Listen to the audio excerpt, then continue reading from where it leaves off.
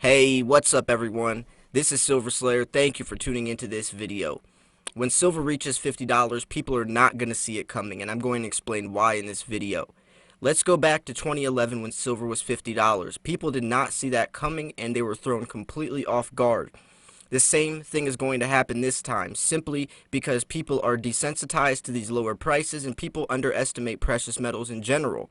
Even though looking historically at silver's price, the gold to silver, ratio, either whether it's the historical patterns, the chart analysis, the political standpoints from it, U.S.-China trade negotiations, the low cost or the cost of silver being produced, being diminished or abandoning from miners, it's there's too many factors at play for silver not to reach $50 sooner than later. And right now, even when media covers silver, people are still underestimating it, or they're only in it for a very short period of time before they back out and they go back to their more natural investments like stock markets. Now, I do want to talk about this because you need to be prepared. And when you're not prepared, you're setting yourself up for failure. $50 silver, it wasn't even 10 years ago when silver was $50. Now, think about that.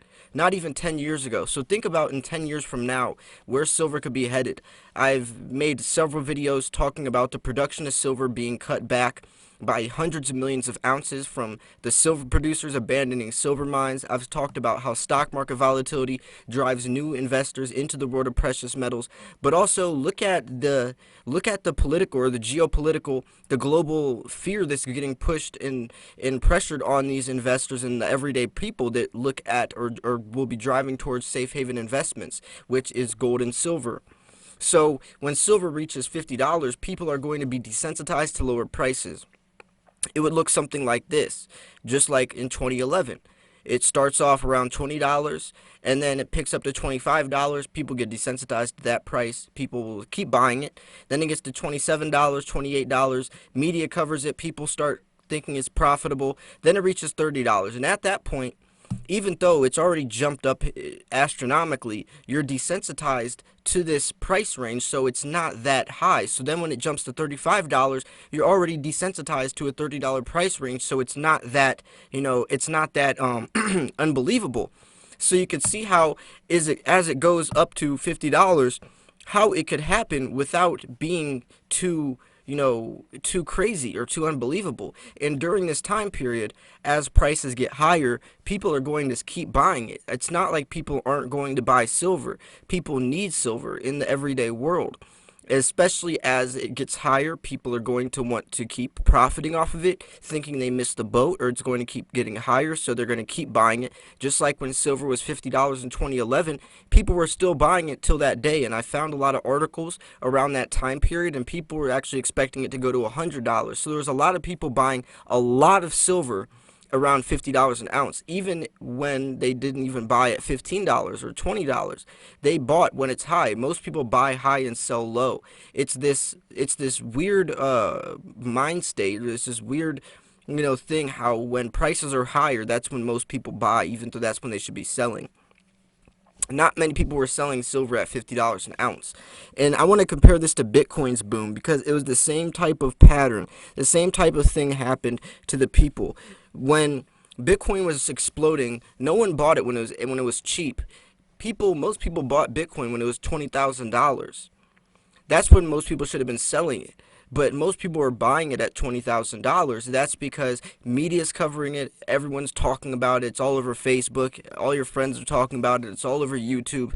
And this means that everyone is on the boat, is on board with it. And this is when the most coverage is talked about it. When Bitcoin's exploding, all these articles and news is talking about it. And this makes you want to buy more because you don't want to miss out. And this is also when most people are buying it, but also a lot of people, when they're selling it, prices will crash. It's not healthy for a market to just keep skyrocketing. There has to be some setbacks, some drawbacks. And right now, we've seen silver and gold with a healthy upwards pattern of sell-offs, of dip-offs, and that's really good because it shows that prices aren't going to be exploding overnight, just like Bitcoin did. So when silver hits $50, are you going to be buying or selling?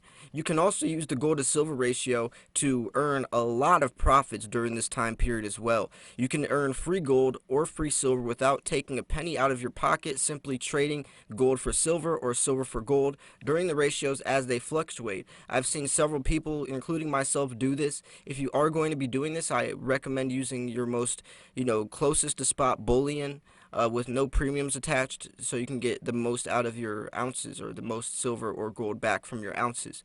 Now, if you go to your local coin shop and ask them, they're going to say that prices will probably remain relatively low, but you have to remember they're in this as a business, and these people have been stacking for several years, probably a lot longer than us, and they're in this for the business side of it. So they're getting most of their money from middleman returns or profiting from these higher premium coins that they've collected or stacked over the years.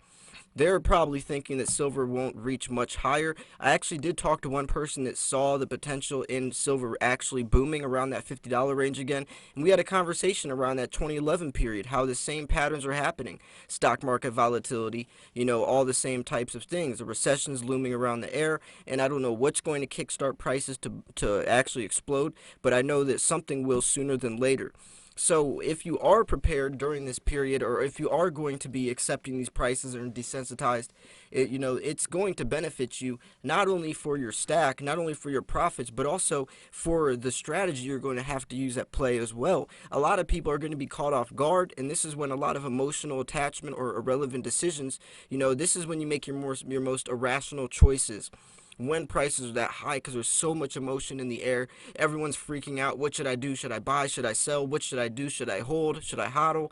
Whatever the case is. By the way, hodl stands for hold on for dear life, meaning don't sell. And that's actually a pretty good thing to tell yourself, because panic selling is at all-time highs during this time period, and so is impulse buying. Most people make these really irrational choices when that stuff is happening, because there's so much emotion, everything, the news is covering it. You don't want to make the wrong decision, and you overthink it, and actually over analyzing this will cause you to make the wrong decision. So you want to step back, take a deep breath, look at things realistically, analyze where your stack is, whether your strengths or weaknesses are in certain spots, and try to adjust looking at it from a realistic point of view.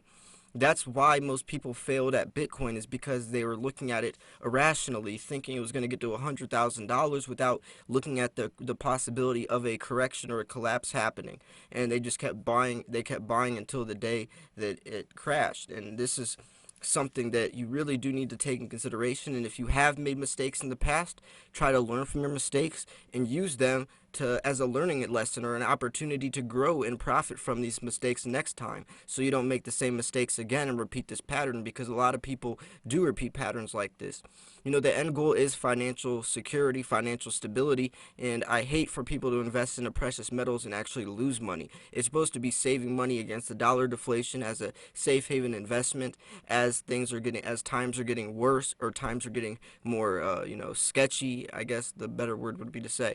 But I definitely think that if you do have a strategy in place, if you are prepared, then you definitely will be set up for success, especially if you keep tuning into channels like mine that will be informing you guys, updating you guys on what's happening, my perspective, my opinions on what to do. But obviously there is a lot of individual approach to it as well, because what works for me might not work for you, and you do need to take that into consideration when you are adjusting your stack. Just because I make a choice, I'll always try to remind you guys, but just because something's working for me doesn't mean that that's the best option for you.